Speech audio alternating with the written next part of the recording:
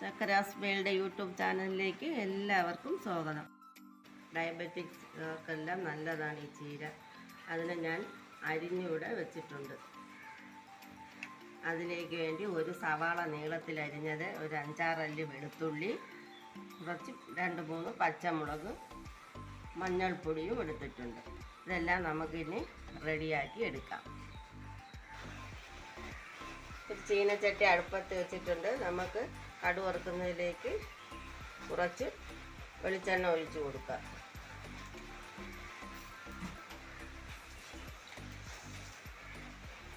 വെളിച്ചെണ്ണ ചൂടായി വരുന്നുണ്ട്. 1 ടീസ്പൂൺ കടുക് ഇടാം.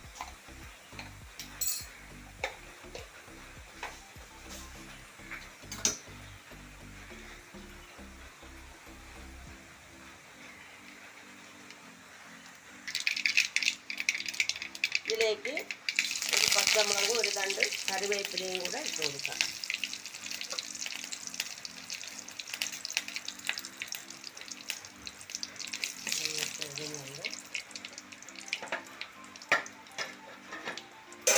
ഇതിലേക്ക് വെളുത്തുള്ളി പച്ചമുളക് ചേർത്ത് സവാളയും കൂടെ ചേർത്ത് വഴറ്റാം.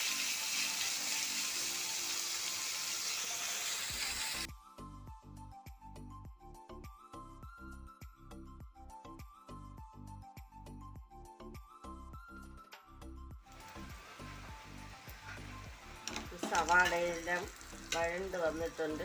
അതിലേക്ക് അല്പം മഞ്ഞൾപ്പൊടി കൂടെ ഇട്ട് ഇളക്കിയിട്ട് അത് അരിഞ്ഞ് വെച്ചേക്കുന്ന ചീര അതിലേക്ക് ഇട്ട് കൊടുക്കാം.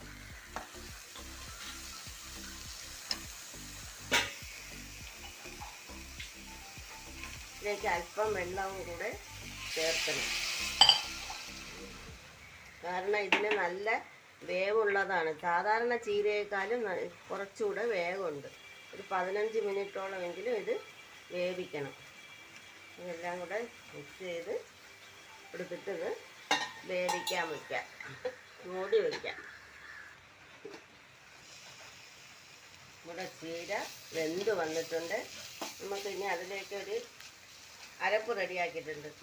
ഇത് കുറച്ച് തേങ്ങയും മഞ്ഞൾപ്പൊടിയും കുറച്ച് മുളക് പൊടിയും കൂടെ ചേർത്ത് മിക്സ് ചെയ്തത്.